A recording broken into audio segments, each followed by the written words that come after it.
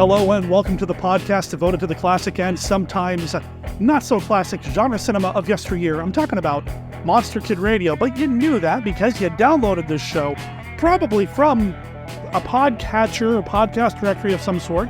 You wouldn't have just accidentally found it, but on the off chance that you did, thank you for being here and I hope you stick around while we have not just one, but two very cool conversations with some people that I've been wanting to talk with for a while now. But before I talk about them, I want to tell you about me. I'm your writer, host, producer, Derek M. Cook, and I'm a huge fan of all things classic monster movies, and I'm a huge fan of instrumental surf music, which is why I open every episode of the podcast with a bit of surf music from some surf band out there, and this time around we're playing some music from the band The Atomicos. Now they've got a new album coming out called Fins Up, and they sent me a copy of the album. This song is called Tope Suicida. Yes, that's a wrestling term. Pro wrestling does come up at least once during today's episode, and I like the song anyway. But you can pick up the entire album when it comes out next week by going over to atomicos.bandcamp.com. Check out the album Fins Up, and while you're there, why don't you pick up their other album, Left Coast, and let them know that Monster Kid Radio sent you. This time around, this week, we've got, like I said, not one, but two different conversations happening here on the show. First of all, we're going to talk with a filmmaker by the name of Willow, Polson. Now, earlier this year, we did a month of Manos, the Hands of Fate coverage here on the show, and that's because I love Manos.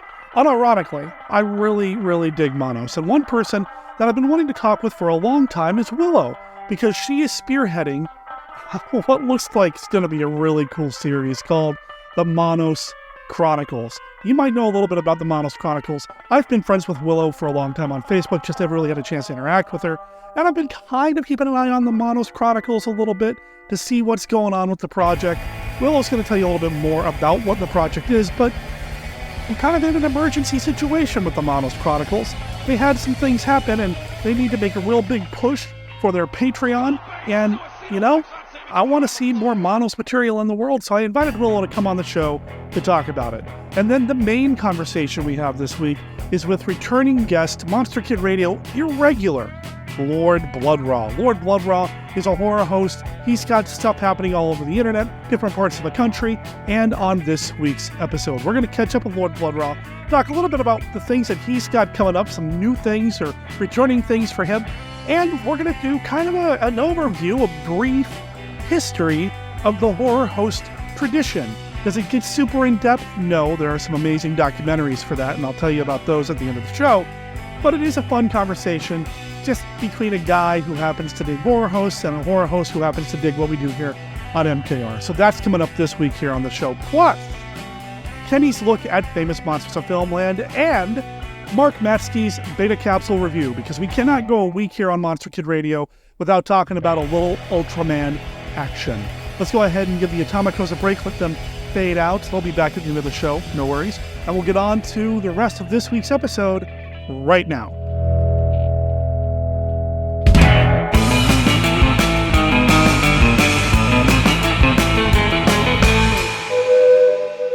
Look!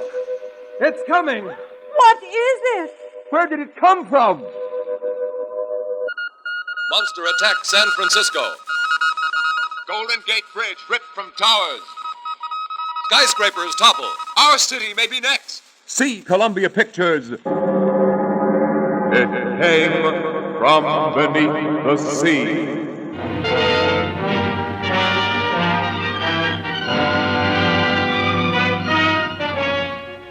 I am Dracula.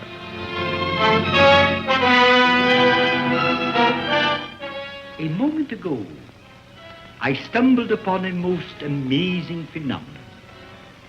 Something so incredible, I mistrust my own judgment. Look. Dracula. The very mention of the name brings to mind things so evil, so fantastic, so degrading. You wonder if it isn't all a dream, a nightmare. Rats. Thousands. Millions of them. But no, this is no dream. This is Dracula, The original terrifying story of a maniac and a man who lived after death, lived on human blood, took the form of a vampire bat, and lured innocent girls to a fate truly worse than death.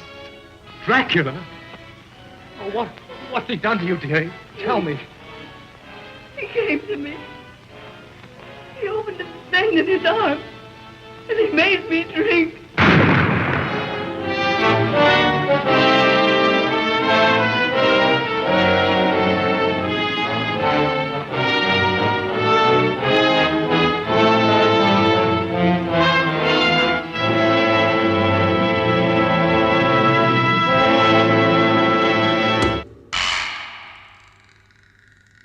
Live from the Land of Light in Nebula M78, home of the mighty Ultra Heroes, it's Monster Kid Radio's Beta Capsule Review.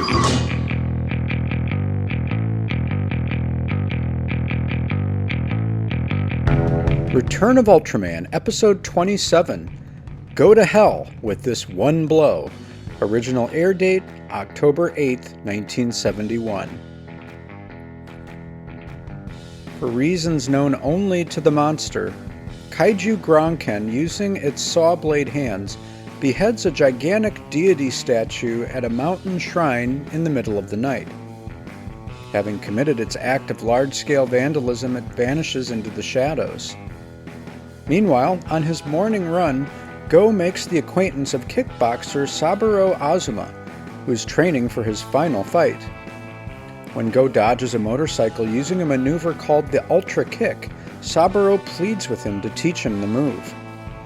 After a brief period of training, Saburo masters the Ultra Kick, undergoes tutelage, and reveals his motivation for winning his last match. He's made a deal with himself. If he wins, he will introduce himself to the attractive young lady he sees on the bus every day. If he loses, he will leave the city once and for all. Incredibly, the woman on the bus turns out to be Aki, and when Go pieces this together, he decides to keep assisting Saburo rather than undermining his efforts. Things reach a head when Gronken reemerges at the very moment of Saburo's fight. The monster swats Go's jet out of the sky, summoning Ultraman in the process, and the two battles play out simultaneously. Go to Hell with This One Blow, in addition to having a truly memorable title, tells a compelling, human-centered story, so much so that the monster Gronken's storyline seems like an afterthought. While the blade-wielding kaiju gets a good deal of screen time, including a grisly death, and boasts an undeniably creative design, the viewer has no clue as to why Gronken is acting out so. It's a stark contrast with kickboxer Saburo, whose motivation is so clearly focused.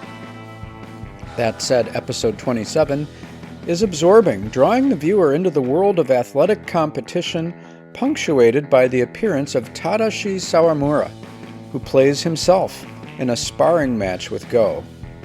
Sawamura began his kickboxing career in 1966 and is often credited with sparking the Showa-era kickboxing boom. With a lifetime record of 232 wins, 5 losses, 228 of these wins coming by knockout. In 1970, Sawamura's life became the basis of an anime series entitled The Demon of Kickboxing, and he even recorded the show's theme song. For Monster Kid Radio's Beta Capsule Review, this is Mark Matsky reporting.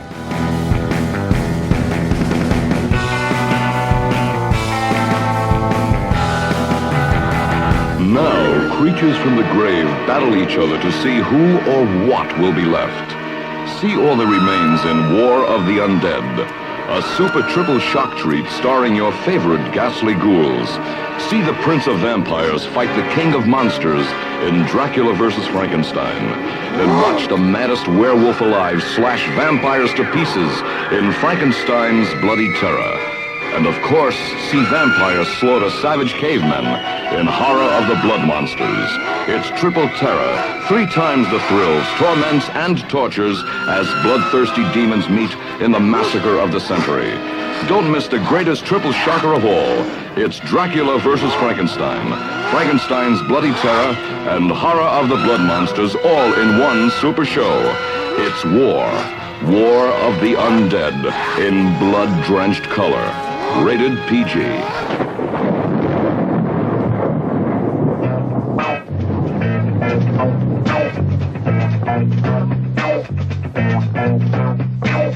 Can you feature that awful creature? Can you feature that ugly creature? Creature features and feature features about creatures. Creature features. Now the strangest thing about this show on tune is its host, Bob Wilkins, and he brings it to you. Welcome to Channel 2's version of Saturday Night Fever. And tonight, there will be a creature, get someone, because we've got a movie about devil worshippers. They're nasty people. When they want somebody, they really go after them. This is a low-budget film, like, you know, that's sort of repetitive with tonight's, the title of the show, Creature Features. But this was a low-budget film, I'm sure a first effort, and it has a lot of Texas written all over it, shot down the border there. And what I want you to do tonight is sort of stick with this film like it was yours. It was your first effort, okay? And you can tune out of it whenever you think that you could have done a better job, all right? But please wait till the opening credits, all right? Enter the Devil, first time on television, and it's not bad. It has a surprise ending. It's got a couple of good things going for it. Hello there, Monster Kid Radio heads. This is Kenny with a look at famous monsters of filmland.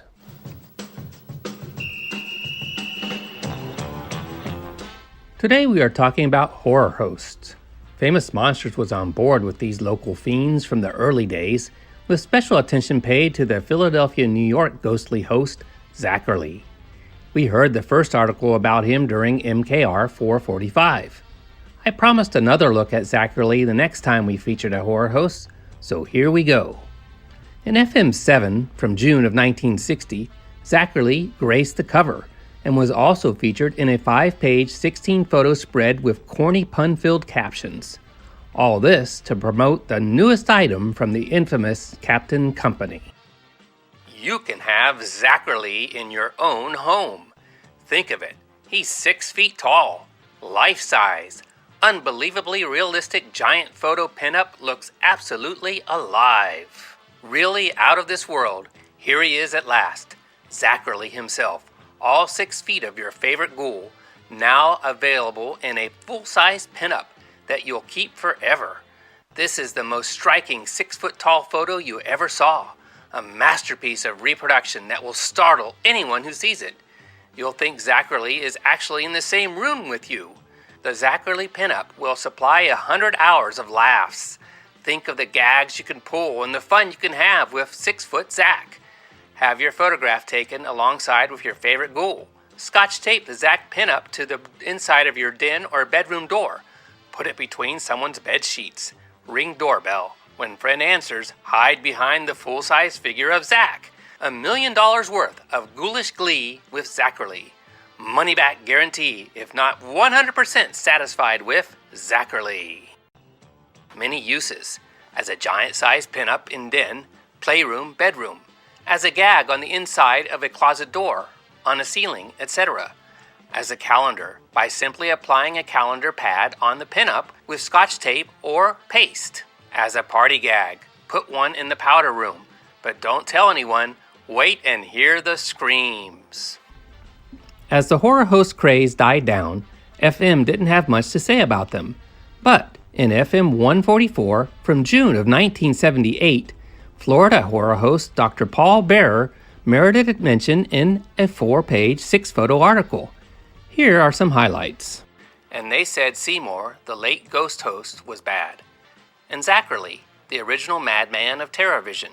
But you ain't heard nothing yet, Hatfield. till you've laid your ears on the outrageous puns of Dr. Paul Bearer. The squeaking door closes, and this video poisonality does El Gracho Croucho through the gloom in his uneasy chair. I bought it from the Bad Will store, he explains. He continues, "Good evening, Fright fans. I've been lurking for you." And another chapter of Fright Theater is underway. Earlier in the day, the appalling doctor has welcomed all monster maniacs to a spectacular double terror treat on Creature Feature.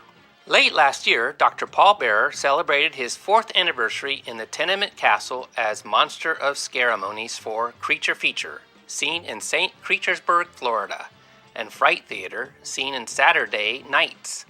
His celebration included using Betty Crocker cake mix to bake a chocolate Slayer cake with whipped scream icing, toasting the event with a glass of mulled duck wine, checking his horoscope, which is to his delight predicted a bad day, and opening gifts, a bottle of Dai Karate after grave lotion from his pet spider, Benjamin Bach, and a Fruit of the Tomb t-shirt from his worst school friend, Witch Hazel, who flew in on her broom for the occasion and crash-landed through the picture window. This caused considerable pain. Dr. Paul Bearer is the alter ego of Dick Bennick of Cypress Gardens, Florida. He got the idea for the doctor while working in TV in North Carolina and spent 6 years playing the part there. When he moved to Florida, he took his character with him and was an immediate success. According to the rating services, the show has enjoyed an average of 75% increase in audience for the past 4 years, proving a little horror now and then is relished by the beast in men. One of Dr. Paul Bearer's most prized possessions is a complete collection of every issue of Famous Monsters of Filmland, going all the way back to issue number 1. This maggot scream, he said, has played a horribly important part in the development and success of Creature Feature. As he finished his 4th anniversary Fright Theater program, Dr. Paul Bearer took a final sip from his detective cocktail featuring a private eyeball, leaned back in his coffin, and, as the lid creaked slowly shut, said, "Good night. Pleasant screams." That is all for this week's look at Famous Monsters of Filmland. We will have more next time. For MKR, this is Kenny saying adios.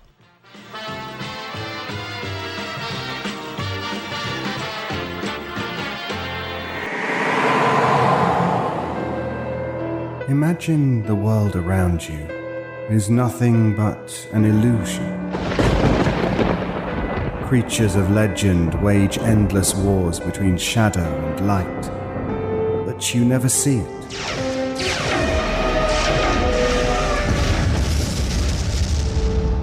Even now, dark forces threaten reality as we know it, but most people never know they exist.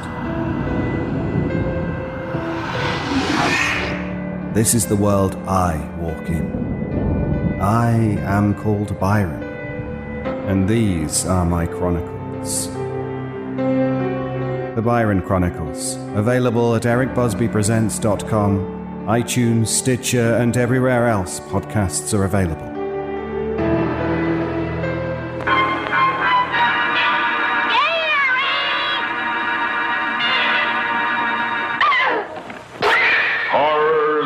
Spider Island. 8 beautiful girls and 1 lone man struggling for survival, with death, sudden, violent, and horrible, lurking in the shadows. Horrors of Spider Island.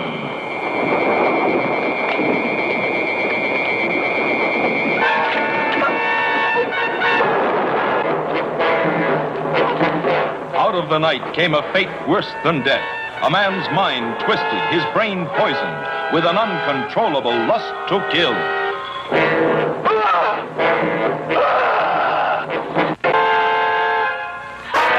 Horrors of Spider Island.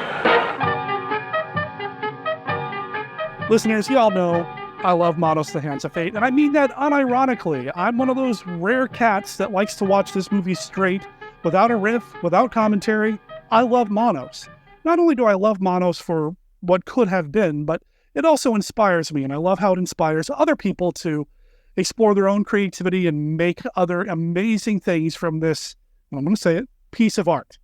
And one of those people is Willow Polson. She's on the show with me this week. She's the person behind what looks like to be a really cool series, and I want to hear about it, especially since she mentioned on Facebook recently that they're looking to drive some more patrons toward their Patreon site to make sure this thing gets done. So if there's anything I can do to put more Manos in the world, I want to do it.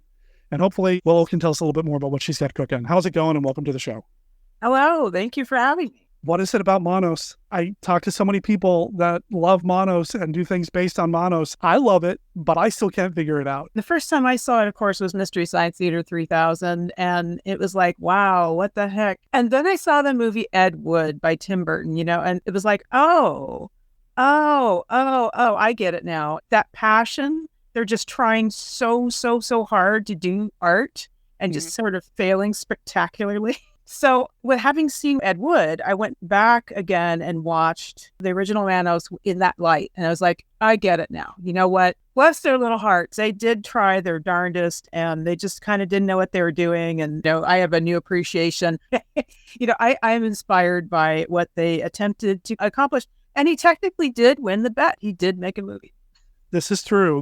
But now I want to go to that alternate reality where Tim Burton made a movie called Hal Warren.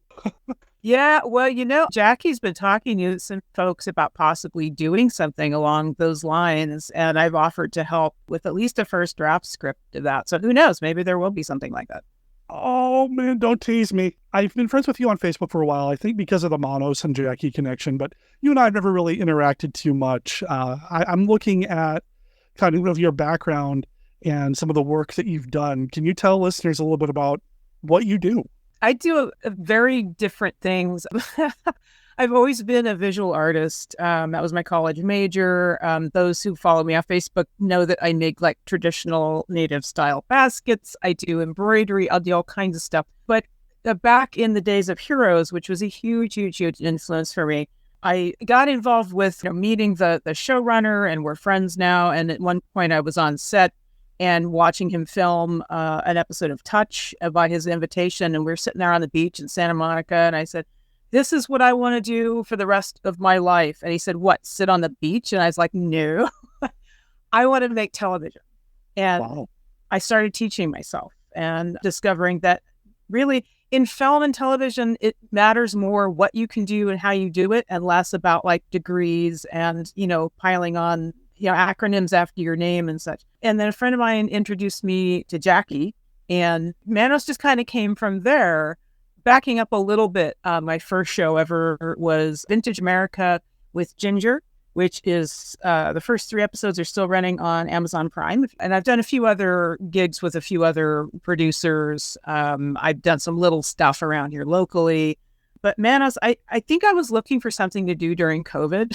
And in addition to making a quilt that took me 2 years and is almost 1,400 individual pieces because COVID, I also thought, what can I make in the film realm and TV realm? Because I wanted to do something. And I thought, well, this seems like a low-hanging fruit. It has a built-in fan base. People love it or love to make fun of it. And let's just run with it. And I developed a script that involved very few locations, as few people in the same scene together as possible because COVID. So that's why this first episode, there's quite a few phone calls at the beginning.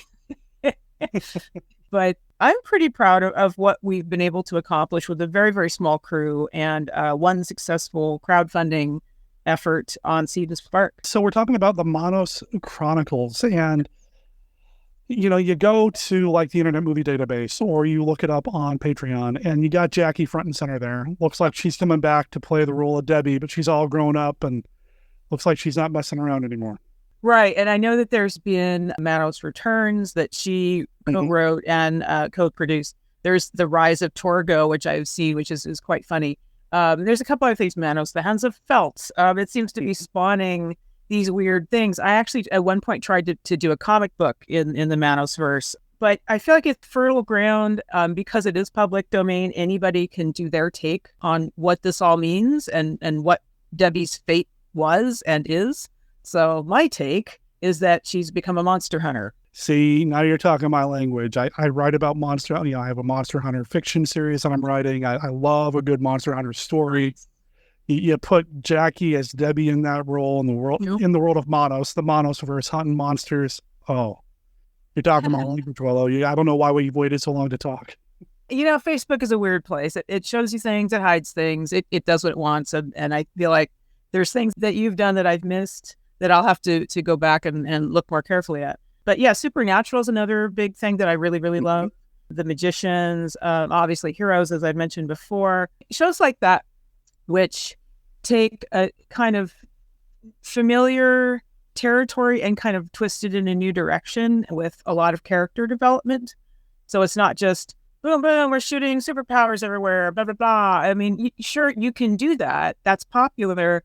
But what about the people? I mean, that's what grabbed me about Heroes. So really, the Manos Chronicles is about Debbie front center, but it's about who else she knows and other characters in the Manosverse, not just Debbie, and how they interact and how they come together or split apart or bump into each other and as the hands of fate decree. And we'll be discovering more about that expanded world as the show goes on, hopefully, if we can get funding. Which is what prompted this whole thing. And it happened real quick, and I want to put something out there right away because it sounds like the Manos Chronicles is in danger. We need to get some attention, some light shown on this project. Thanks. What's going on? Basically, we had planned on having this out almost 2 years ago. And what's happened since is people have drifted off. People haven't worked out for various reasons in post-production. The lion's share, like 90% or more of what's been happening in post-production, has all fallen on the shoulders of Craig, my husband, who is a brilliant sound engineer, musician. He's doing the score. He's doing the dialogue editing. He's doing, and as you can see where I'm going with this, he does everything. And in some cases, we tried to find other people to help, and it actually was ending up taking more time to show them how to do the thing than to just do the thing. That's a lot of why it's taken almost 2 years to get this first bit out. And we have taken what was going to be a 1 hour pilot and found a good cut point at about the 30-minute mark. It's going to be part 1 and part 2. So we're going to have 2 episodes where we were going to have 1. But that means that we can get the first half hour out sooner, ideally by the end of this month. This is September 2023. That's the goal. But because it's taken so long, we've lost some ongoing funding. I had a gentleman who was basically one of our main supporters has suddenly become unable to support us any longer. And the last check that was sent, unfortunately, got stolen out of our mailbox. And so that is gone. And we don't have that. And that's why we're kind of slightly in crisis mode. We have a bit of a gap right now between when that check should have been in my hot little hands and is somewhere else. So that's why, we started this Patreon 2 or 3 weeks ago, and we're like, yeah, we need to really kind of get this going. And then that happened, and we're like, we really, really super need to get this going kind of right now before we are basically running in the red and are going into overdrafts in our bank. So that's where we're at. It's just the ongoing funds, and anything from the Seed and Spark is, of course, long spent at this. Seeds and Spark is another crowdfunding platform.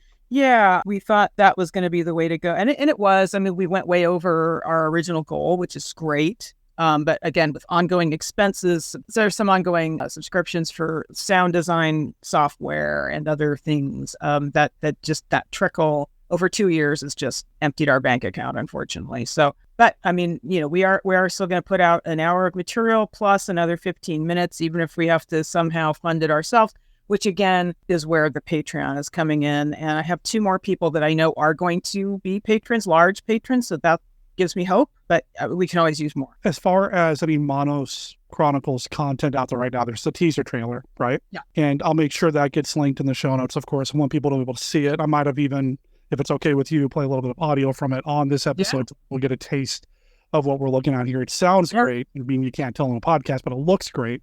Right. Are you taking a straight approach to the material, or are you going to kind of play up the campiness or the cheesiness of it? Kind of both. We're realizing if we try to go too serious with this, people are going to be looking for places to laugh. And if there aren't any, they're going to laugh where I don't want them to. I consider it a dramedy. It's about I don't know, 70% serious basically, and 30% funny or intentionally funny. So there's not like giant, yuckity yuck yuck. But there's humor in there. There's a few little jokes. There's some one-liners. There's some funny looks at each other.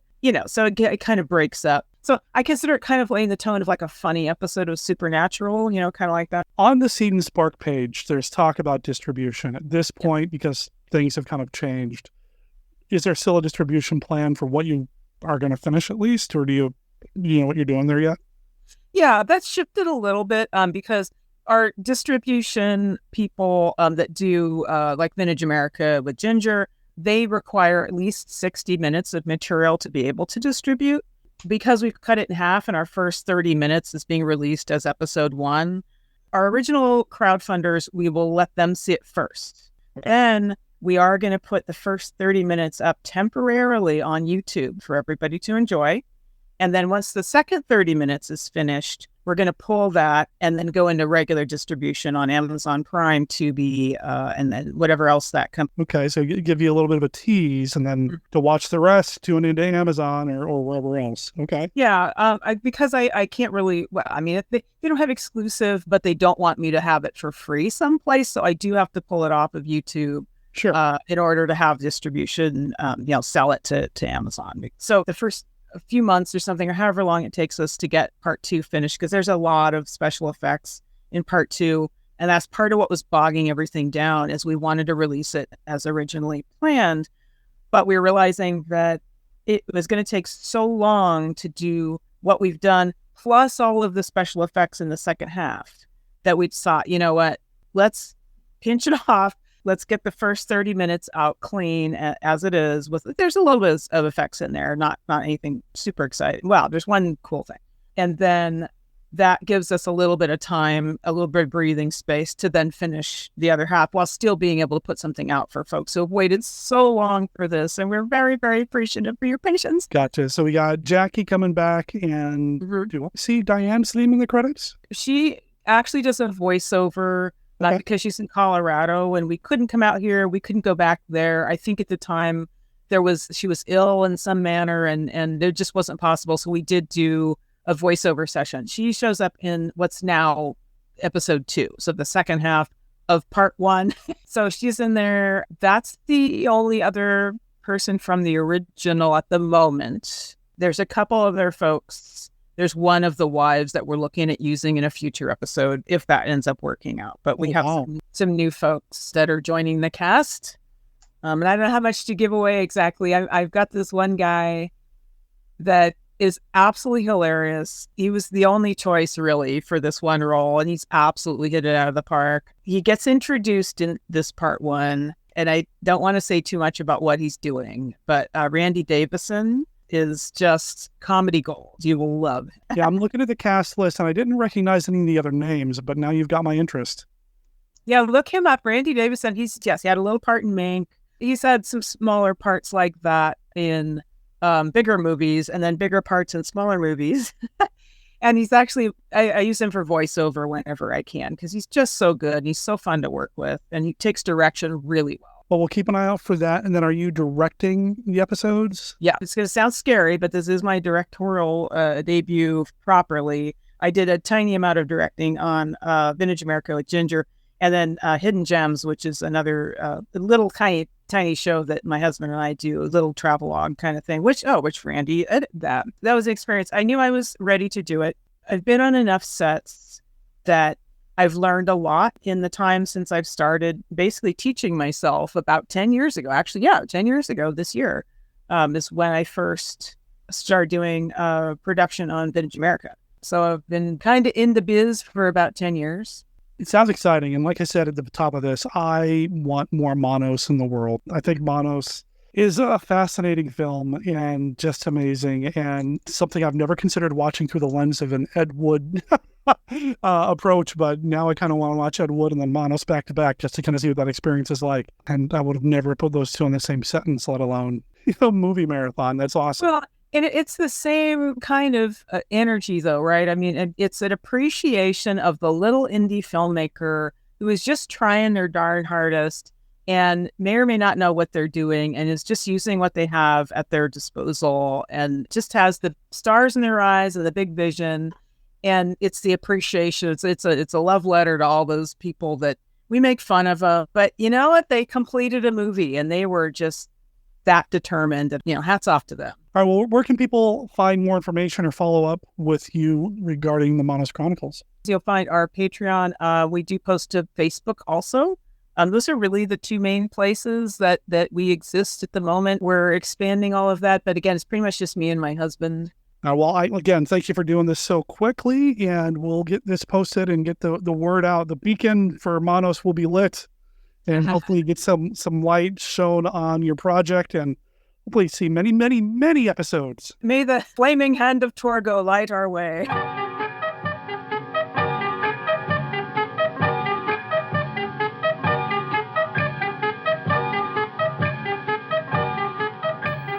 Opens its horror vault to release 3 macabre masterpieces.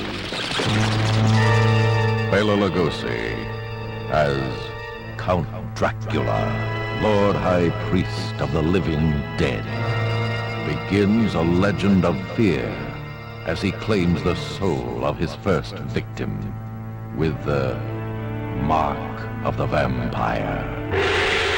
Boris Karloff as the evil Fu Manchu, his passion for power twisting his brilliant mind as he revels in the horrors of human sacrifice and torture. Behind the mask of Fu Manchu.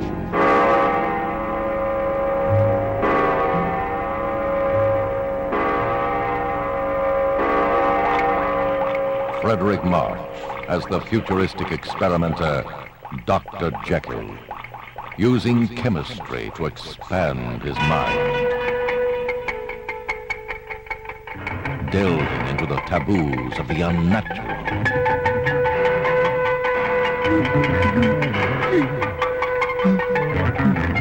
to free the primitive, savage murderer, Mr. Hyde, in the screen's first classic portrayal of Dr. Jekyll and Mr. Hyde. Bela Lugosi, Mask of the Vampire. Boris Karloff, The Mask of Fu Manchu. Frederick March. Dr. Jekyll and Mr. Hyde. Torture, terror, taboo, together in a triple trip to the time when terror began. Now from MGM.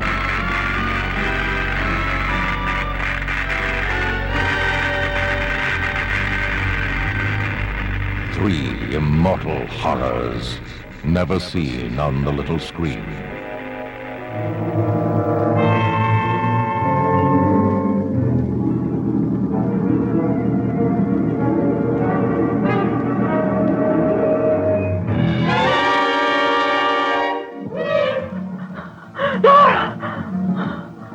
Supernatural powers of the evil eye claim still another victim.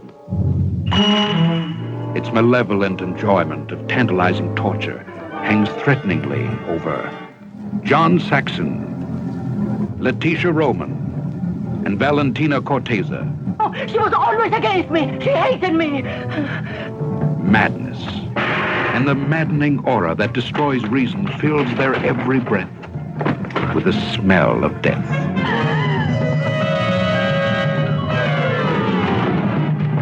Miss Drawson, have you ever seen a murder before? No, I've never seen anything like that. Never. Oh, stop playing games, will you, Landini? I don't know what you're trying to do, but I know that you're involved in this. Perhaps Nora has seen the killer. But how do we know that he hasn't seen her? The evil eye, like relentless tides, reaches out for them. And they defiantly hold ecstasy and horror in their arms and touch lips with terror, while the evil eye watches their every kiss. and invades their subconscious.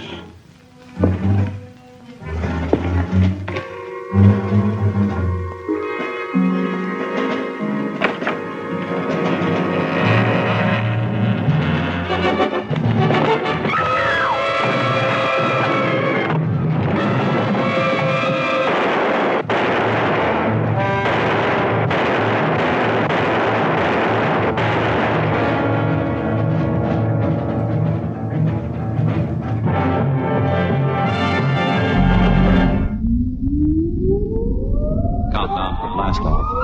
X minus 5, 4, 3, 2, 1, fire.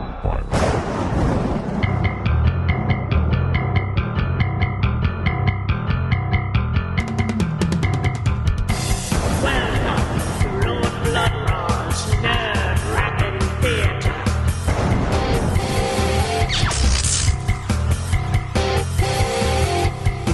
Monster Kid Radio listeners, I've got a guy here on the line who is getting ready for the busy season. We are, depending on who you are, in the middle of pre-Halloween, Halloween Eve, October Eve.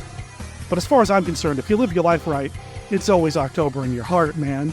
And it's like this for this week's guest as well. He's taken some time out of his busy schedule to talk to us about horror hosts, and, well, he's a horror host himself. I'd like to welcome back to the show Lord Blood-Rah. How you doing, sir? I'm doing wonderfully well, my lords and ladies. I am so proud to be back on Monster Kid Radio. It's been way too long, and I love this show. And Derek, thank you for everything you do for us monster kids out here.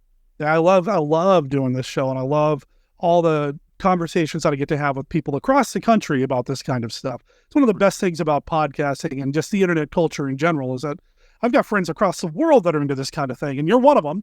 So I'm happy to have you back on the show. You've been a fixture of podcasts for a very long time. I think we talked about this briefly when you were on the show before, that I first discovered you through your guest segments of the Drunken Zombie podcast. So it's been a long time, man. Yeah, I was back in the Drunken Zombie days, even before I was doing Lord Blood-Rah. I was contributing bits and pieces to their podcast, and then Lord Blood-Rah came along, and I switched personas to Lord Blood-Rah on that podcast, and started doing a podcast that I just recently restarted.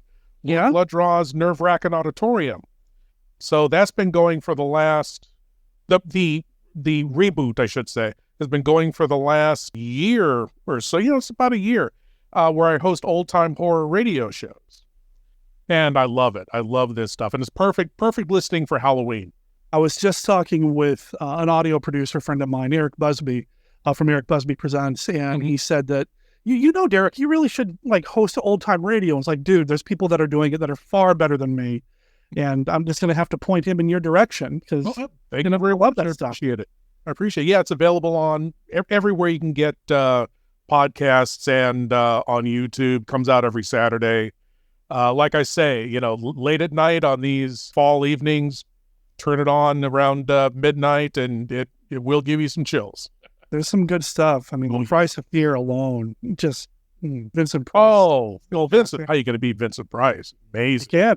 You can't. But that's not all you're doing. You're hosting movies. You're doing the horror host of the hustle, the horror host hustle. That's what I'm going to call it from now on. I like that. I like it. Horror host hustle. I recently, as of actually April, am now on the Nostalgia Network. It's a nationwide network, over 50 stations across the country, plus multiple streaming services.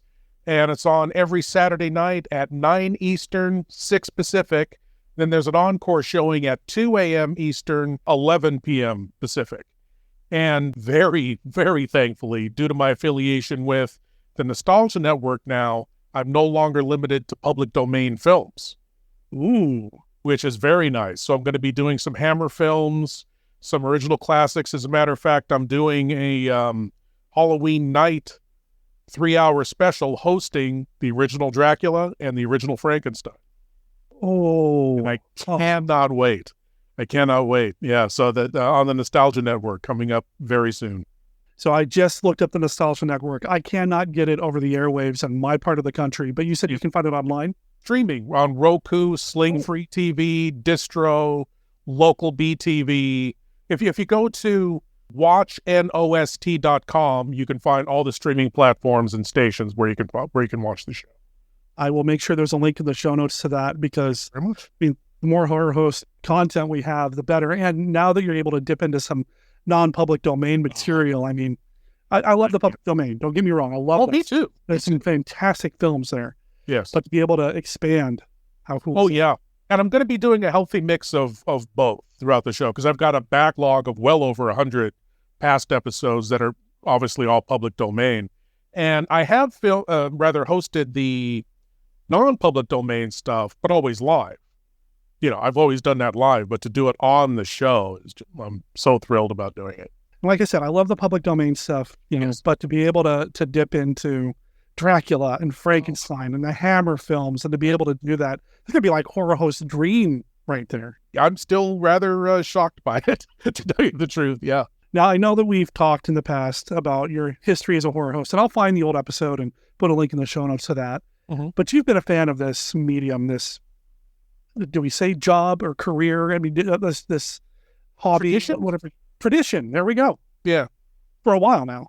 Oh, yeah. Ever since I was a kid, growing up in the San Francisco Bay Area, watching Bob Wilkins' creature features in the 70s. You know, there was just something about the really kind of gentle way he hosted these films and the way he presented these films in this kind of geek cool fashion, you know, little blonde guy with glasses, smoking a cigar, sitting in a rocking chair, and just very like bone dry sense of humor, introducing these films and giving you not only information about the films and doing jokes about the films and stuff, but also it was kind of a convention of the air because he would talk about the conventions coming up locally or films coming out and things like that. The San Francisco Bay Area horror community was built watching creature features back in the day. Even people who were born well after Bob passed away, as a matter of fact, still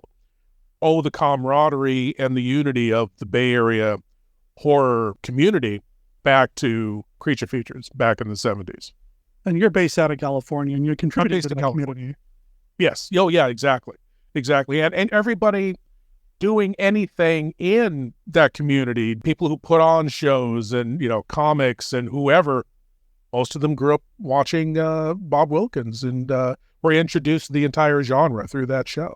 For me, being a horror host, that's one of the best things that I like to hear is like, especially parents coming up and saying, oh, thank you for doing a family show where I can introduce my kids to these films that I grew up watching or that I love. And that's a great thing because that's the way I was introduced to it, was through Bob Wilkins and Creature Features. That's so cool. And I'm always jealous when I hear stories about kids growing up watching horror hosted programs because I didn't have that. You know, I didn't come to a horror host and then being aware of them outside of the occasional channel swiping through like Elvira, maybe doing something and my parents and my grandparents telling me to take that off the TV because it was inappropriate or whatever. So I didn't get a lot of that growing up. So I hear stories about kids growing up or people growing up watching this stuff and I get jealous, but then I still kind of feed off of their nostalgia a little bit. Oh, sure. Oh, sure. Well, there's just something super nostalgic about it. And I love it. And I've become friends with several horror hosts over the years and I've watched hundreds of hours of horror hosted programming. The horror hosts that I had never heard of that have become some of my favorites just by searching horror hosts and finding clips of their shows. It's fantastic that you're now in an age, again, thanks to the internet, we can watch horror hosted programming from all across the country and around the world even.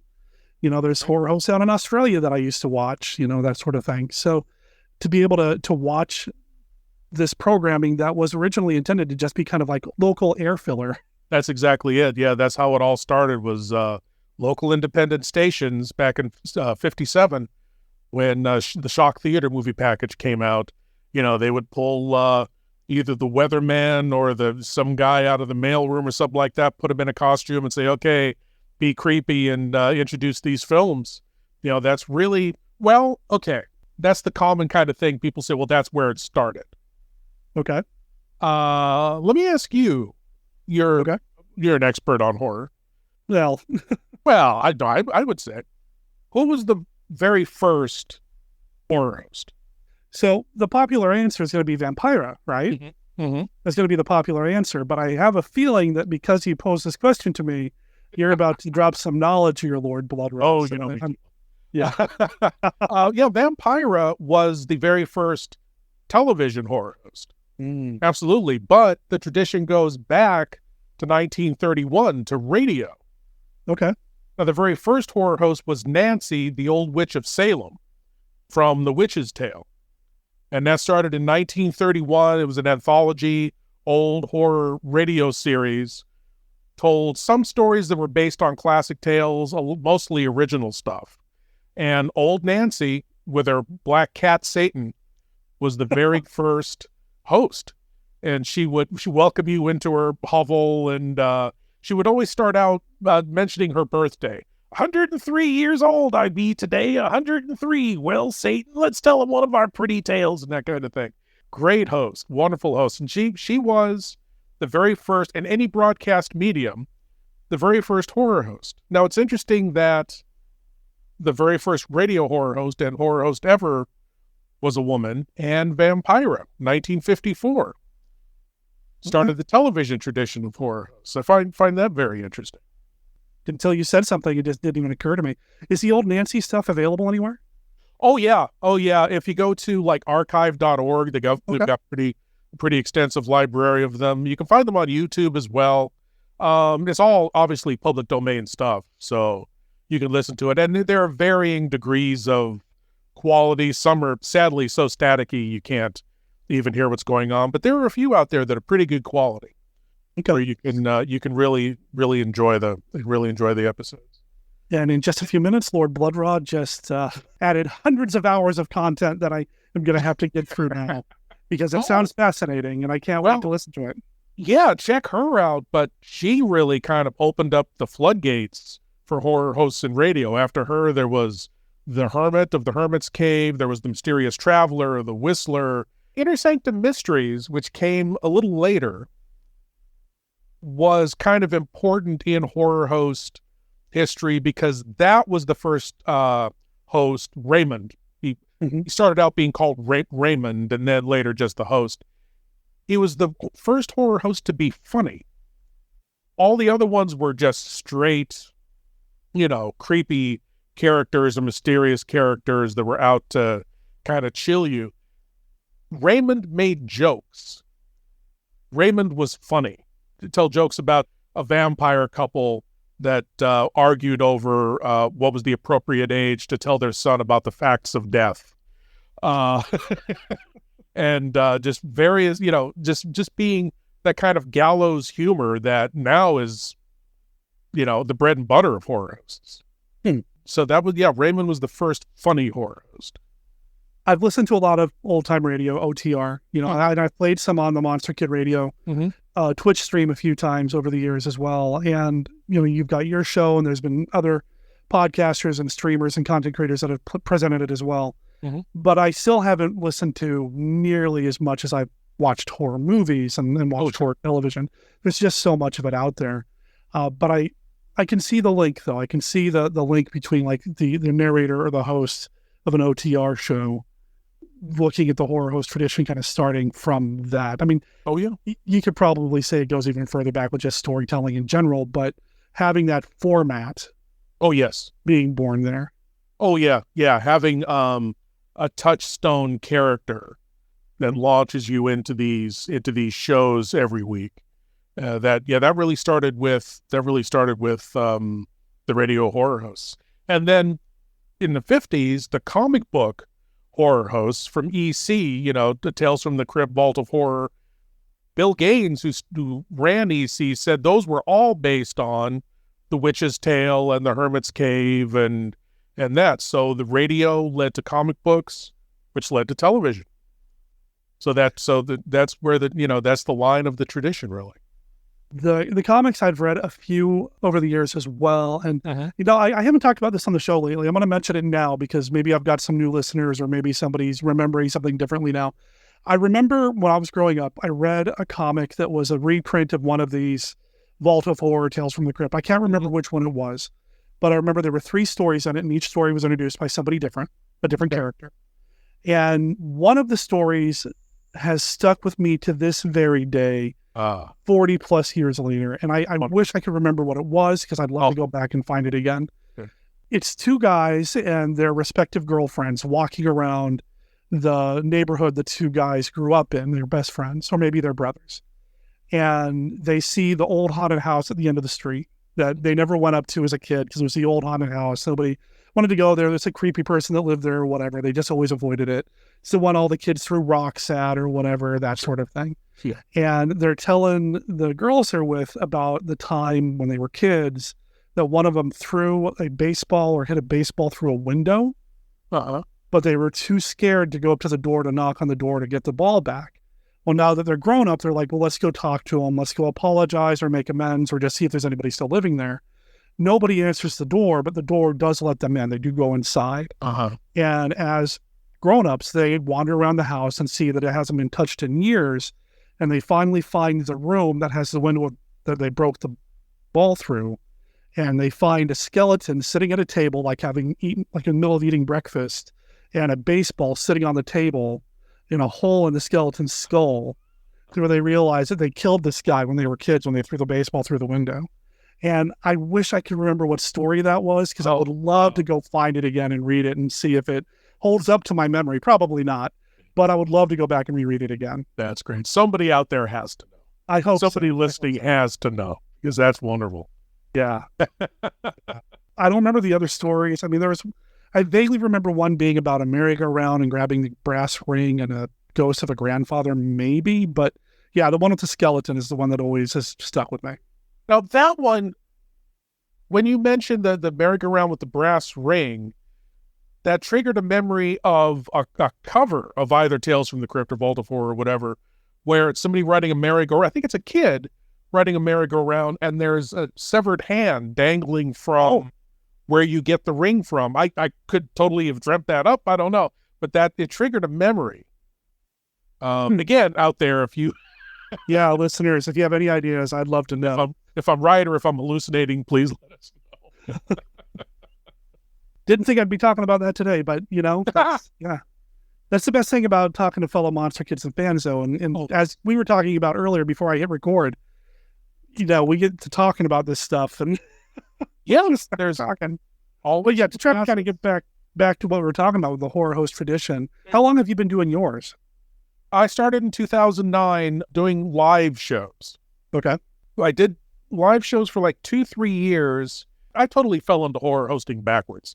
The opportunity came up to do live shows, and I took the opportunity and did it. Again, the opportunity came up to do a TV show, and I said yes to it before even owning a camera.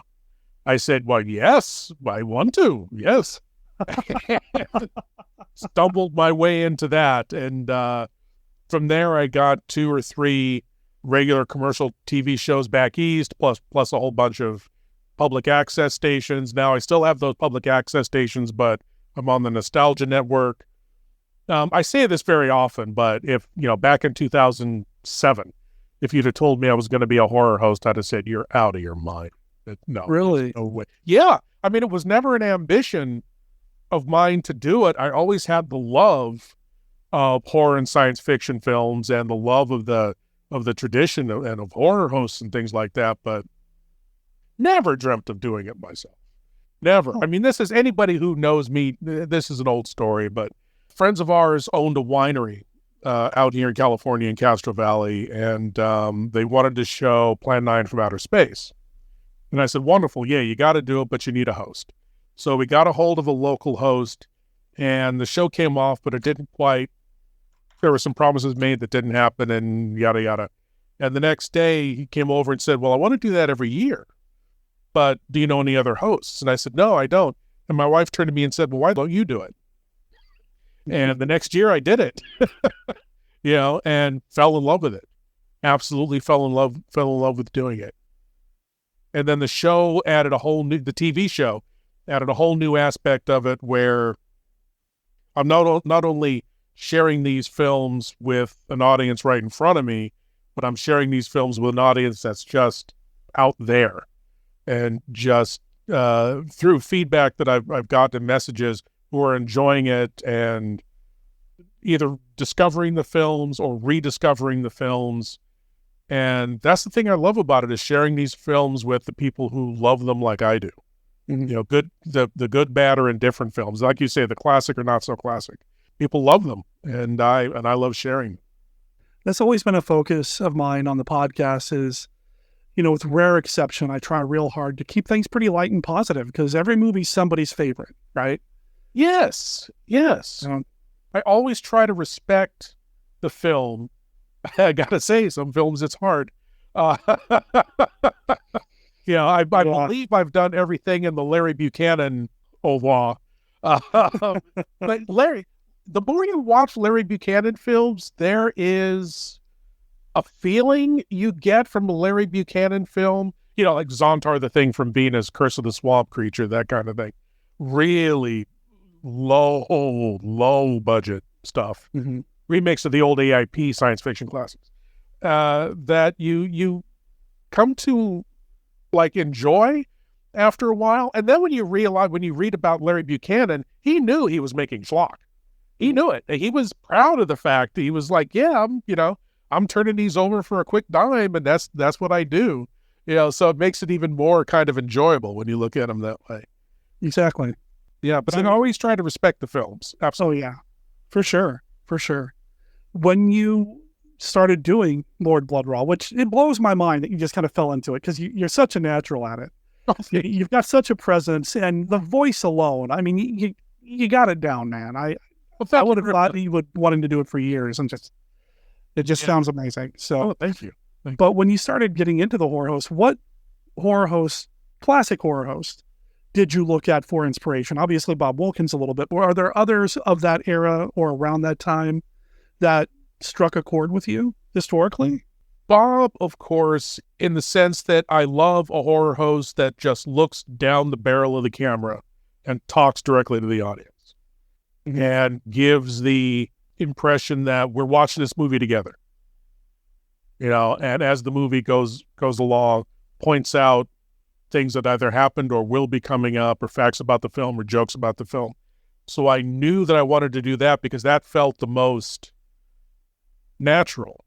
To me, that's what a horror host does. As far as personalities, I never based the personality of Lord Blood-Rah on anybody. I've always loved Zachary because Zachary had that kind of otherworldly, you know, is this guy actually from Transylvania or is he out of his mind? You know, he would end each season with being taken back to Bellevue. Right. So is he just an escaped lunatic, or is he actually, you know, did he actually study at the University of Transylvania? You know, that kind of thing.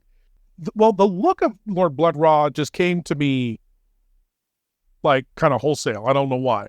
I don't know what it was. I knew I wanted the long coat, the top hat, the vest. I knew I wanted that look. As Lord Blood-Rah's evolved over time, it's essentially me with no inhibitions about how big a geek I am. Absolutely none. Absolutely none. I mean, I think I've said it before, but Lord Blood-Rah will be happy when the Super Bowl is held in a little freeway side hotel and comic book conventions are held in major stadiums and televised. That's the world Lord Blood-Rah wants to see. There you go. It's just me, my geekiness with an exponent, I guess, is what it is. And I don't know if I mentioned this before, but Lord came from one of my favorite entertainers, Lord Buckley. Okay. He was a performer who would take old bits of classic literature or quotations from the Bible and put them into jazz language, like the language of the hip. Hipsters, flipsters, finger poppin' daddies, knock me your lobes is, you know, the oration from Caesar or something like that. I don't know, something like that. Anyway, so I wanted to do originally something like that. So I took the name Lord because everything else was taken, professor, doctor, whatever. So I picked Lord, but I wanted to have a voice. I wanted to do a voice like this. Oh, my lords and ladies, Lord Blood-Rah here, and I've got some spooky movies for you, and that kind of thing.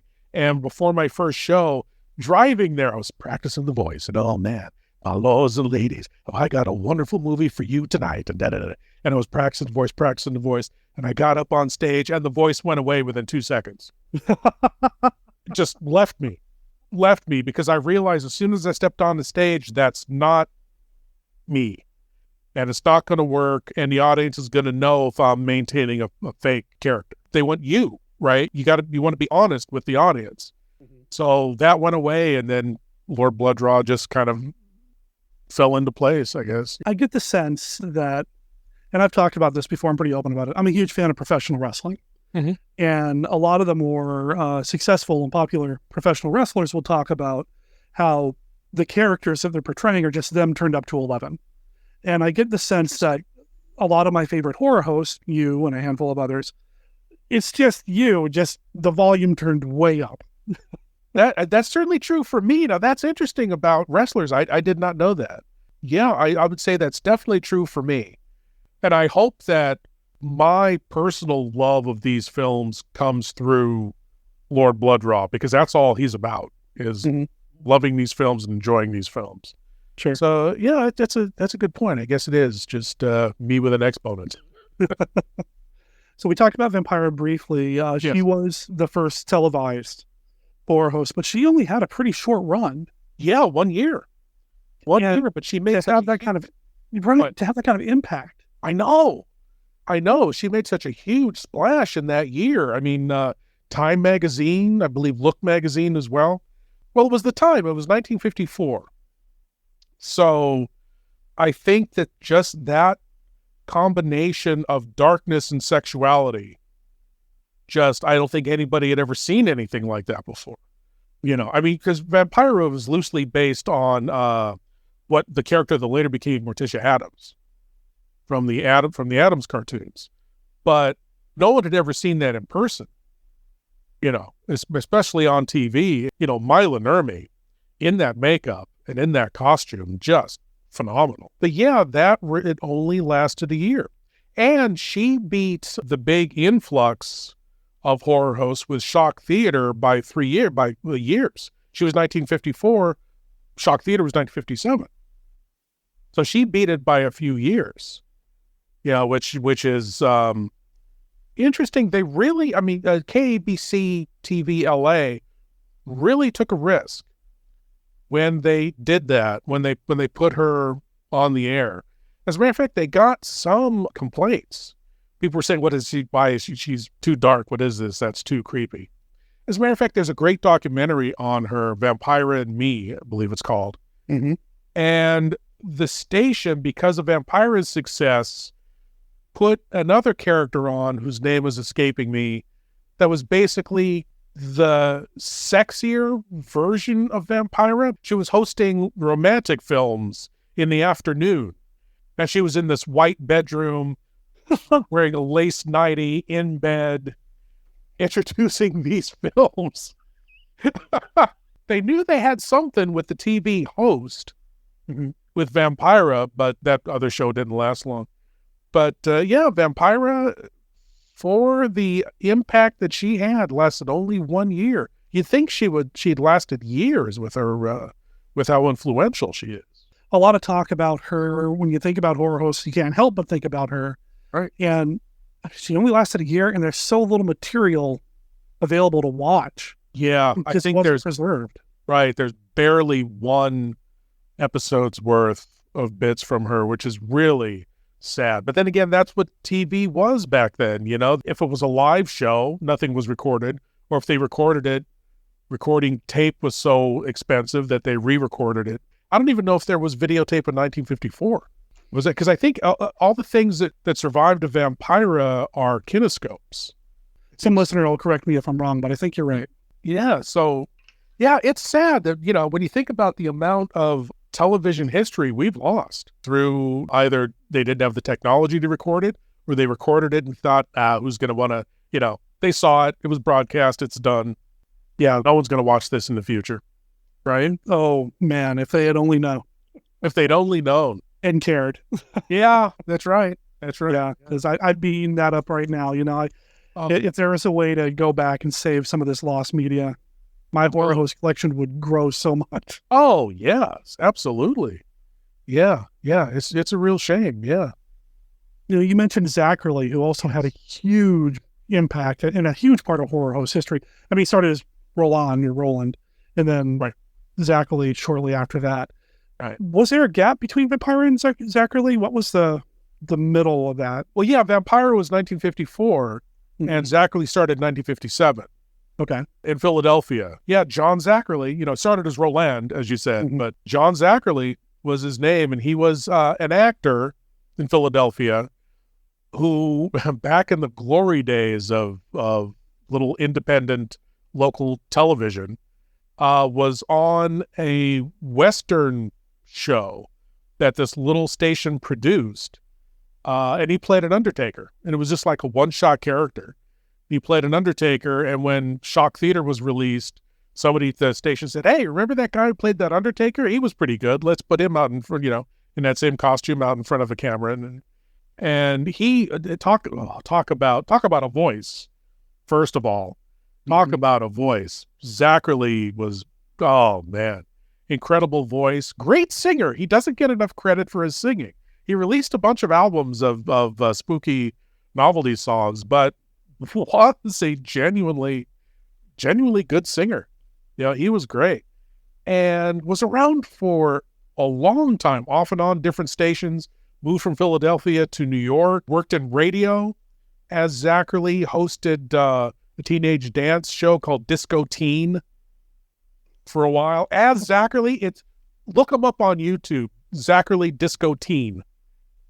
It's the weirdest thing because it's like, American Bandstand hosted by a horror host. The set isn't overtly decorated or anything like that. I think there's one where there's a Halloween episode, so people are in costume and stuff like that. But it's just the wildest thing. It's like, why is Zachary hosting this dance show? And of course, the answer is a paycheck, right? Yeah, some brother's got to eat. Brother's got to eat. That's right. That's right. Yeah. Another thing that really broke him nationwide was his appearance on the cover of Famous Monsters of Filmland. That had kind of introduced him to a national audience. And then I can remember when I was a kid, before I even really knew what a horror host was, seeing him on the Mike Douglas show, dissecting that amoeba, man, and pulling bones and stuff out of this jello, I was like, who is that guy? He's great. My first experience with him was a VHS tape that my little brother got me one year. It's just him hosting a whole bunch of movie trailers. Horrible horror. Yep. Oh, yep. That was it. Yep. Yeah, I watched that tape over and over and over again. My brother had no idea what it was. It was just like real cheap, okay, happy birthday, big brother. Here you go. It was a cheap VHS. Little did he know how much I loved it. Oh. And I just watched it over and over and over again. I picked it up on DVD years later when it was released that way. Yeah. Just because I think I wore the VHS tape out because it was not high quality. Right. That's right. $4.99 Good Times label, that's what it's in. Yeah. So that was my first experience with Zachary. And of course, I'm trying to find Zachary footage online and the Aurora Models documentary that he hosts and all the other great stuff that he's done he did over the years. The Zachary Archives, which has, I don't know if it's all of the existing footage from his show or what, but it's a good deal of footage of intros and bits that he did from his shows, both in Philadelphia and New York. That's well worth getting. I mean, you can buy it, or I'm sure it's on YouTube. You can find it streaming somewhere. I know Horrible Horror is on Tubi. Oh, okay. And it's one of my go-tos. If I'm doing something around the house, or I'll just put it on and, let it run in the background. It's about 2.5, 3 hours. Yeah. The deluxe version, so it's just a great background at a Halloween party. It's perfect. Oh, perfect. Yeah, exactly. Yeah. I played it many times and just putting it on and then doing other things around the house or whatever, doing homework or doesn't matter. Just, I got the soothing sounds of horror hosts kind of keeps me up, That's right. The dulcet tones of Zachary. Yeah. There you go. Yeah. So we got Vampire, we got Zachary, some of the big heavy hitters. Who are some of the other big horror hosts that you think really kind of impacted the tradition? Well, I mean, Elvira, of course, who was going to be Vampira. Okay. She was hired to be the new Vampira. And Mila Nurmi was a part of that production. But before the show went on air, the station wanted Mila Nurmi, Vampira, to sign over the rights to the character. She said, no, I will not do it. So she left, and the producers said, let's call her Elvira and do the show. Now, years later, Mila Nurmi, she sued Elvira, Cassandra Peterson, kept suing her, and it was like, no, she's not. She was an actress hired for a job. She was, according to Dana Gould, the stand-up comic who was a good friend of hers until she died. Mila Nurmi was always very bitter about that which is understandable, but you'd think her bitterness would be towards the producers of the show rather than against Cassandra Peterson, who, like I say, was an actress hired for a role. And her popularity, her show was very good. I remember seeing it in L.A. a couple of times, but her real popularity came from being a spokesperson. Mm-hmm. Those Halloween ads for everything, candy, beer, anything, especially around Halloween time, really kind of cemented her popularity. Plus, I mean, let's face it, the woman is just gorgeous. And her personality was just so exuberant and, just wonderful. She's still wonderful. She doesn't do Elvira anymore, but she's still great. She's doing the convention circuits. Yeah, I just saw her. Oh, great. Not too long ago, a film festival showed Elvira's Haunted Hills. All right. And the director, Sam Irvin, came out to introduce it. And I know Sam through like Monster Bash and all that. Oh. And Sam brought Cassandra Peterson as his date. Oh, nice. So she wasn't in character. She wasn't doing the Elvira thing. She just got up on stage, said a few words. We all applauded her. And then she took her seat, which happened to be 2 seats behind Beth and I. So that wasn't nerve-wracking at all. I'd seen the movie before, so I knew what I was in for. But yeah, having the director and Elvira herself sitting right behind us while we're watching Elvira's Haunted Hills was very interesting. Yeah. She weathered the storm of fans afterwards, and very gracious and polite and wonderful and warm and very cool. Yeah, I met her once, and she was just delightful. Just so nice. Yes, really. And she definitely is an icon and a big part of a huge part of horror host history for sure. Oh yeah. If you haven't read her autobiography, listeners, I highly recommend it. Oh, there you go. Yeah. And another host that I would say was extremely influential, especially the direction that the horror hosts have gone today, is Count Gore Duvall. Dick Dysel is the person who is Gore Duvall. Actually, Dick Dysel himself is an amazing television personality. There's a documentary out there called Every Other Day is Halloween. See it, because it's a great, not only, a great documentary on him and how influential he was in local television in Washington, D.C., but also just a time capsule of what television was like back then, He was on 1973, I think, into the 80s. But it was not only Count Gore Duvall. He was Bozo.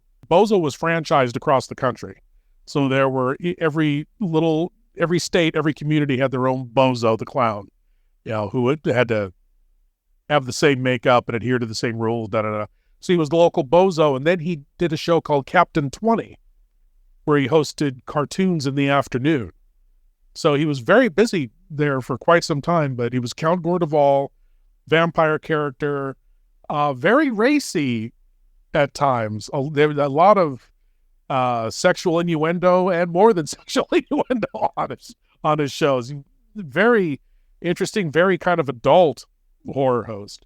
The show left the air in 1987, I believe. And as he says it, around the 1990s, he was one of the early adopters of the internet. And he was thinking, well, what are people saying about Gore Duvall?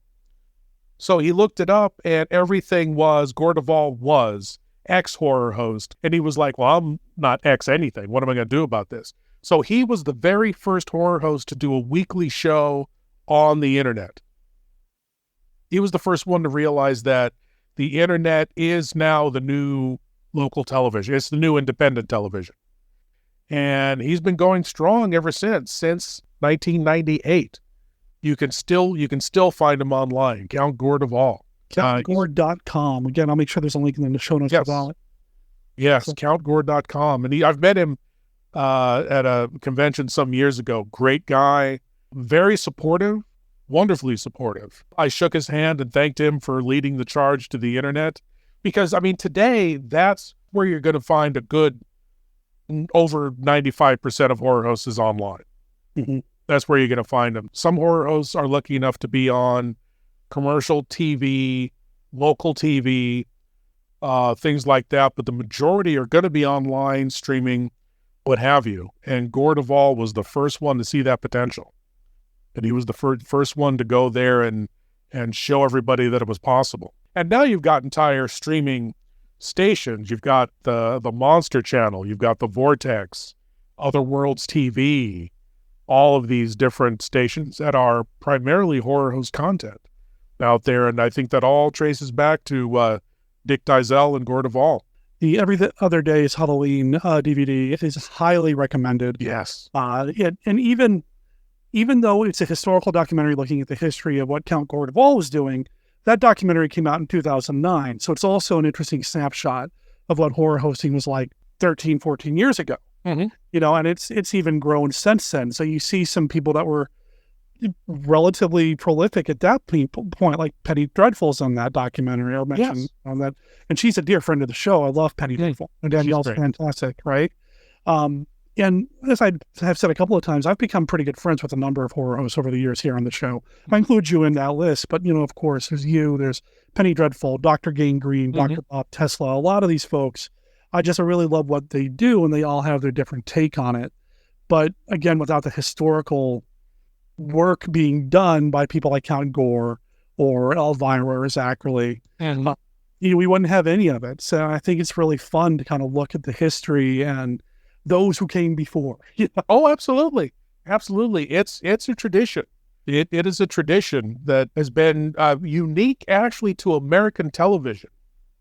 I believe there are, now across the world, there are horror hosts, but really started in American television and goes to this day. There's just something about it that, well, look, it's always better to watch a movie with a friend.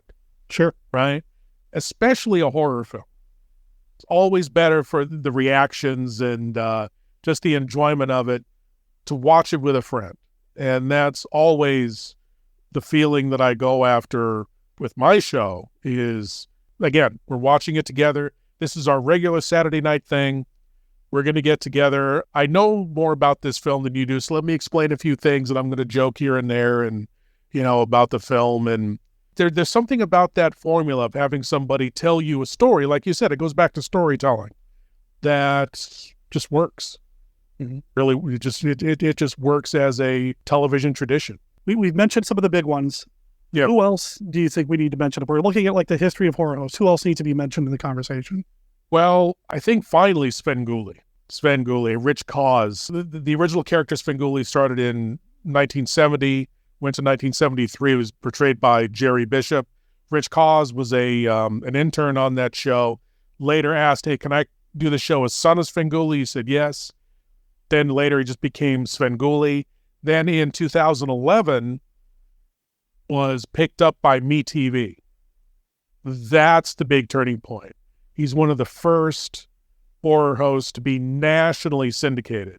MeTV is on in over 99% of the television markets in the country. So people know, anybody who enjoys horror or likes nostalgia programming or anything like that knows who Svengoolie is. Before that, when I started 2009, I would say, I'm a horror host. And a lot of people would say, oh, what, you do plays? What, you're a magician? What do you do? And locally, I could say, well, like Creature Features, Bob Wilkins. Oh, okay. But now it's like Svengoolie. People instantly know. He's America's horror host right now. And has been doing it for over 40 years. I think over 45 years now. And he's a great guy. I've chatted with him a couple of times online. Again, very supportive. Loves what he's doing because he started out as a fan. He started out as a fan of Jerry Bishop's and became involved in the show and he's a fan of horror and science fiction. He's a big geek, and you can tell he's a big geek from watching the show because you can see that he really loves what he's doing. He's on the top of the pile right now, and deservedly so. Some people criticize him for being shticky or something like that, or kind of old vaudeville. I love it. I love that kind of corny stuff that he does. It works. It works for him, and he's funny, and he does it well, and he's talented. He's a talented performer, incredible with voices. Mm-hmm. Wonderful with voices. Deserves everything he has right now. Great guy. Yeah, I've never interacted with him. He's somebody that's on my list that I would love to just chat with at some point, not necessarily for the podcast, although that'd be awesome, just to chat with and interact with, because I do love what he does. I haven't watched a lot of Svengoolie as of late. I keep waiting to maybe have a free weekend or whatever to sit down and introduce Beth to Svengoolie. I don't think she's watched any Svengoolie herself. We do get Me TV in this house, so I know I can do that at some point. And I love that his catalog is opened up as well. I know for a long time he was kind of stuck to the same package, but as time has gone on, Me TV's made certain acquisitions in terms of video libraries and all that, and what they're able to show, and he's been able to branch out, which has been great. Oh yeah, and he's got, like I say, over 40 years of material to draw on, because apparently he's kept everything. So he's got stuff. He's got stuff from 20 years ago that he'll put the bits in the shows, and those are really fun. Those are fun to see. Yeah. So time capsules, right? Like time capsules, exactly. So yeah, Svengoolie has done more, I think, to popularize horror hosts right now than I think anybody else has. People know Svengoolie, know who he is across the country, and of course, I'm sure that everybody in the audience is screaming the name of their favorite horror host. What about Ghoulardi? What about Saban? What about Sir Graves Ghastly? Yes, Big Chuck and Little John, and Big Chuck and Little John, Mr. Lobo, all these other Mr. Lobo. Yeah, exactly. They're all out there, and they're doing it, and they're all like me. We're all out there keeping the tradition alive, doing our own things with fan bases that thankfully cross over. It's rare, but I will occasionally run into a horror host that looks at it as a competition. And I think those days are over. If we were in the same town on competing TV stations in the same time slot, then yeah. But now, with the internet, with streaming and everything, there's room for everybody. And people who watch my show will watch Lobo, will watch Svengoolie. People who watch Dr. Gangrene will watch Penny Dreadful and everybody else. And there's a kind of pool of horror host fans that do have their own favorites, but will explore other hosts out there. So we're in another golden age of horror hosts. Definitely. And due to the internet and the streaming entertainment. I think there's a lot out there, and it's the same thing that I tell people when they ask me about getting into podcasting and that sort of thing. So there's so many podcasts out there, right? There's no reason for us podcasters to be competing with each other. The way I've looked at it is there's always room for one more good one. Yes. Absolutely. Rising tide, raising all ships, the whole 9 yards, all of it. And yeah, sometimes you see, in every group, you see some drama kind of pop up here and there. But in the end, we all just love what we're doing. Right. That's what it should be about. That's exactly it. Yeah. Yeah. If you love what you're doing more than you look at it as an ego gratification, right. Then yeah, you're not going to feel that way. You're not going to feel that way because you're enjoying what the other guys are doing too. You're enjoying everything else that's going on in the genre as well. So, and learning from it. Every podcast that I listen to, I pick up something. Even if it's stuff outside of my quote-unquote genre, I'm going to pick up on it. And I can't help but imagine that other creatives, whether they're writers, performers, singers, actors, filmmakers, horror hosts, are picking up things, even just subconsciously, from watching other materials. Oh, yeah. I'll watch another horror host do because most horror hosts do draw from the public domain pool, and there's only so many of those. So I'll watch another horror host a film that I've hosted, and I'll think, why didn't I think of that? Why didn't I think of that? that joke or that bit, or why didn't I notice that? Wow, okay, that good call, good catch. Yeah, there's room for everybody out there, and again, all comes back to a love of the genre. If you're loving it, you're having a good time, it's going to show on what you're doing, no matter what you're doing. Well, if people want to watch you having fun, I'm going to send them to your website, LordBlood-Rah.com. Yes. And I'll make sure there's a link in the show notes there as well. There's talk about the Nostalgia Network and any appearances or anything coming up you want to let people know about. In the San Francisco Bay Area, I do a monthly show at the Orinda Theater in Orinda, California, called Chiller Diller Theater. Okay. And we host classic old horror and sci-fi films. It's every third Saturday night of the month at 8:30. And coming up, we've got the Ray Harryhausen classic, It Came From Beneath the Sea, for September. And then in October, for our Halloween party, we're doing William Castle's 13 Ghosts. Oh, dude, I just pulled up your schedule, and I'm looking at that now. If I could be anywhere that night, that's where I would go. That would be so cool. It's fun stuff. Like I say, it's always horror and sci-fi classics every third Saturday night of the month. We get a great audience. The theater is great. It's an old-time movie palace, full bar, food. It's very fun. It's a very, very fun time. And then, let's see, October 28th, I'm going to be in Fort Wayne, Indiana, doing a Halloween show out there at the Cinema Center. And I'm going to be hosting House of Frankenstein. Oh, man. And again, it's going to be food, drink, stuff like that. Then I'm hosting House of Frankenstein along with selected Halloween kind of short subjects before that. Oh, and back to California, in Fremont, California, October 7th, I'm doing a free show at the Fremont Main Library. And again, it's October 7th to Saturday, 1 o'clock in the afternoon. Doors will open at noon. I'm showing the giant Gila monster in 3D. I converted it to old-fashioned red-blue 3D. All right. So that's awesome. It's fun. It's fun stuff. Yeah, it's a fun film. The show every Saturday night on the Nostalgia Network.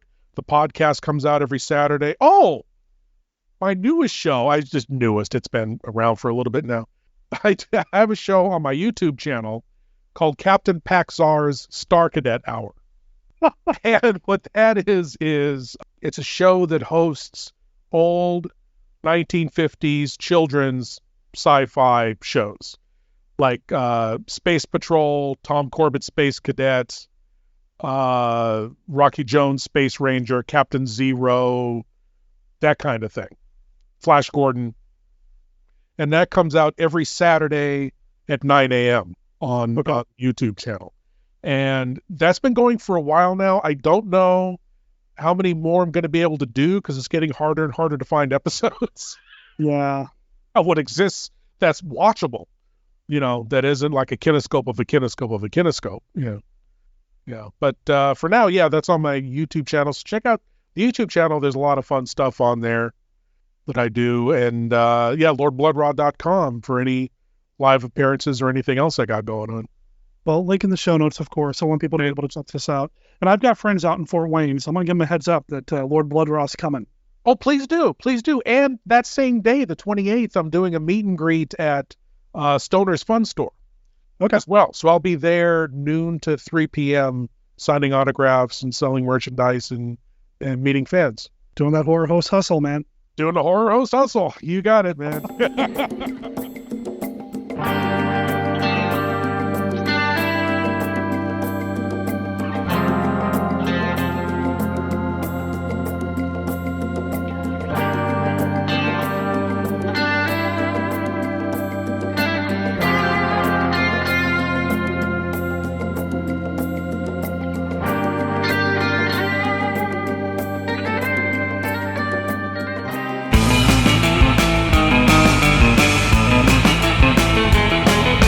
I want to thank Willow for taking the time out of her day to quickly arrange a time to get together and Skype it up and talk here on Monster Kid Radio about the Manos Chronicles. There will be links in the show notes to the Patreon campaign for the Manos Chronicles. Please consider checking them out.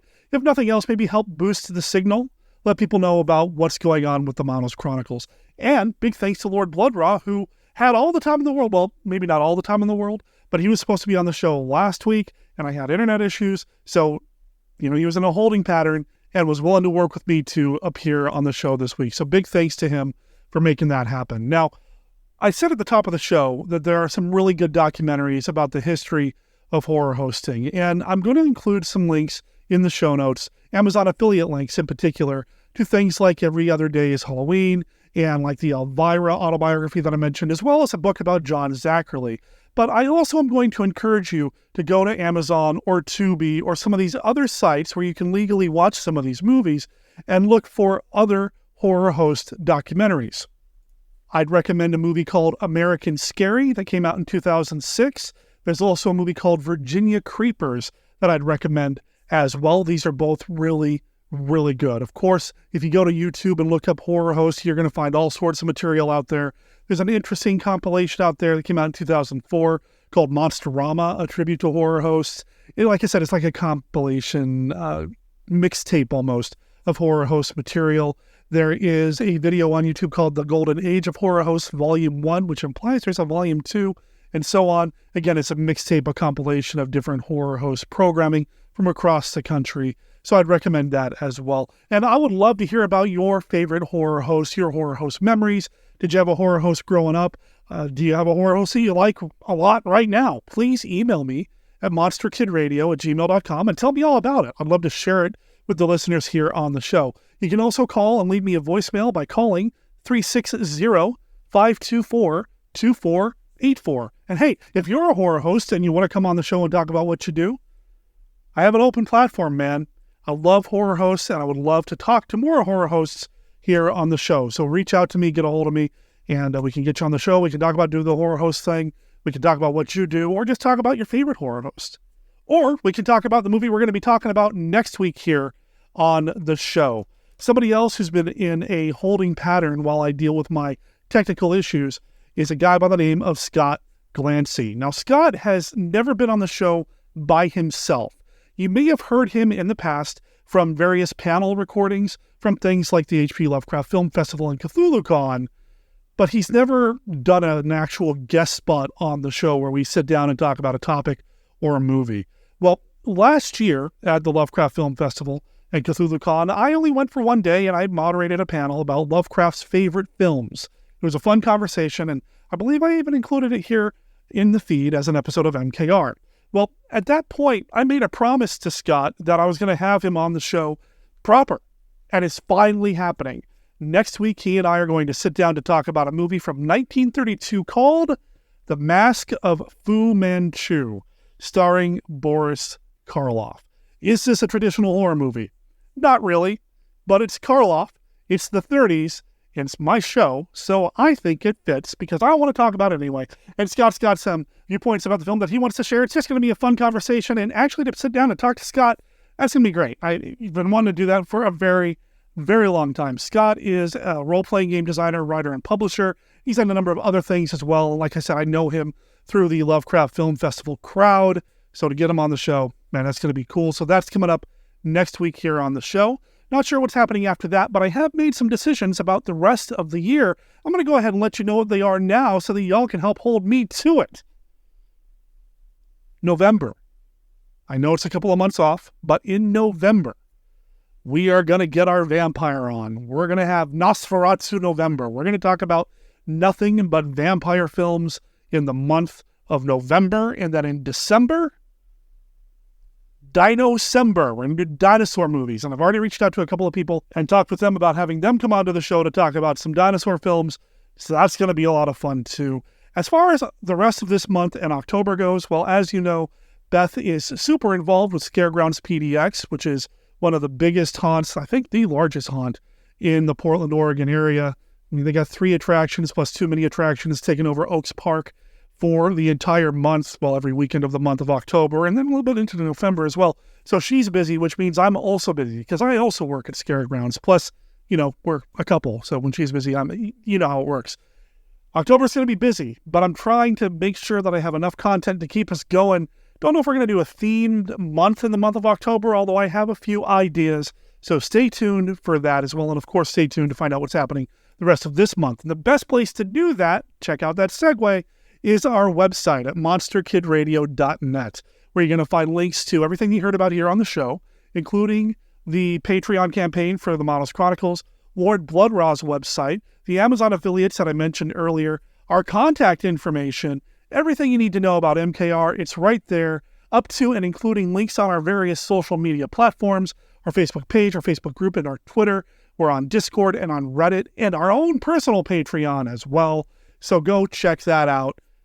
Let people know where you can find Monster Kid Radio by sending them to monsterkidradio.net. I haven't mentioned this in at least a week or two, but we've got that ongoing IMDb project right now where you can add podcast episodes to the Internet Movie Database. If this is something that you're good at and you have the time, please consider going in and helping us add episodes of Monster Kid Radio to the IMDb listings. Go check out how they're listed already, especially like the first 50 or so, because those are the ones that I've entered. That's the format that we're kind of sticking with. So if you have the time, the inclination, and a login that lets you do it, please consider submitting some additions to the Internet Movie Database so we can get every single episode of Monster Kid Radio, and I realize there's over 600 of them, listed on the Internet Movie Database. I think it'd be really cool to have us listed there, and it's a lot. So if you can help out, that would be awesome. You know what? Tell you what, if you've been on the show, I ask you to get yourself listed on the Internet Movie Database through the Monster Kid Radio IMDb listing. I know at least one of you have already done it that way, and it's much appreciated. All of your support is appreciated, whether it's through Patreon, whether it's through reposting posts and sharing tweets and that sort of thing, or come by the Monster Kid Movie Club over at twitch.tv/monsterkidradio. I haven't been able to do a live thing in the past couple of weeks, but right now, as I'm recording, there are movies playing over there. I have got a 17-hour block of spooky movies and old dark house movies playing over at twitch.tv/monsterkidradio. They're completely free to watch. Go on over there, check it out. You might see an ad or two unless you subscribe, and then that does cost like $5 a month. If you subscribe or if you watch an ad, you're supporting Monster Kid Radio. Every little bit helps. And, it's cool to watch movies with your friends online. So head on over there and check that out. I'm going to leave that going. I know I say till Friday, but it's probably going to run all weekend, especially since I'm not going to be around on Saturday. I'm going to be at CoovCon. CoovCon 23 is happening in Vancouver, Washington at the Vancouver Mall, September 9th from 11 a.m. to 7 p.m. Unfortunately, there's not a schedule listed on their website, but I can tell you that they've got Michael Kudlitz. I think I pronounced his name correctly. He is from The Walking Dead. And then another actor by the name of Dan Fogler, who was in Fantastic Beasts, as well as a few other flicks. He's going to be there as well as special guest. And Monster Kid Radio is going to have a panel at 4:30. Meet Monster Kid Radio. Beth and I are going to be there, and we're going to be talking about Monster Kid Radio and all sorts of other spooky monster things at the Vancouver Mall. I'd love to see you, and for the most part, it's free. General admission, $0. $20 for general admission, and that gets into the panels and the secret room and meet the celebrity guests and that sort of thing. But if you want to come and check out Fender Village and Artist Alley and meet the cosplayers and watch the cosplay competition, $0. Come check it out and come look for me. I'll be wearing a Monster Kid Radio shirt. You won't be able to miss me. And I'll be with the cutest redhead you've ever seen because Beth will be there with me as well. So maybe I'll see you at CoovCon, or maybe I'll see you in a couple of weeks at Rose City Comic-Con, which is coming up. It's coming up soon, September 22nd through the 24th.